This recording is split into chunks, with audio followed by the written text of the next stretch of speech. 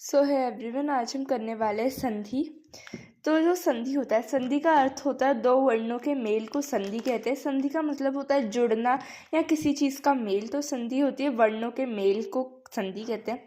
संधि 3 प्रकार की होती है, स्वर, व्यंजन और विसर्ग। लेकिन इसमें हम सिर्फ स्वर संधि की बात करेंगे। तो स्वर संधि में क्या होता है, दो स्वरों का मेल होता है। किसका मेल होता है? दो स्वरों का, क्योंकि हम इसमें स्वर संधि की बात करेंगे। तो जो स्वर संधि होती है 5 प्रकार की, दीर्घ, गुण, वृद्धि, यण और अयादि।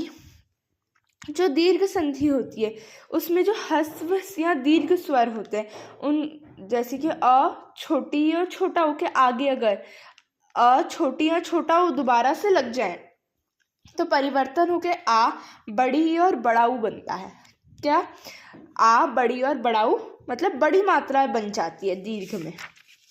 अब गुड़ की बात करें तो गुड़ की ट्रिक यही है कि ए, ओ और अर बनता है। मतलब अगर अ या आ है उसमें छोटी या बड़ी जोड़ दो तो क्या बनता है? ए। और आ में अगर छोटा ओ और बड़ा ओ जोड़ दो तो ओ। अगर अ और आ में री जोड़ दो तो अर, तो ए ओ अर, गुड़। अब देखो जो वृद्धि होती है, वृद्धि में जो होता है हमेशा मात्रा की वृद्धि होती है।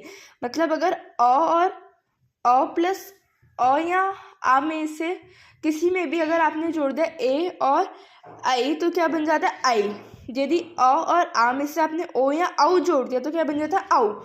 ये होती है वृद्धि, यानी कि मात्रा बढ़ेगी।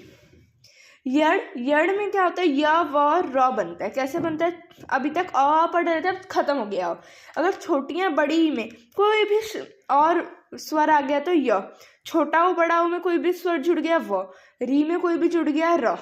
बहुत इजी होता है ये तो। यण। अयादि का क्या रूल है?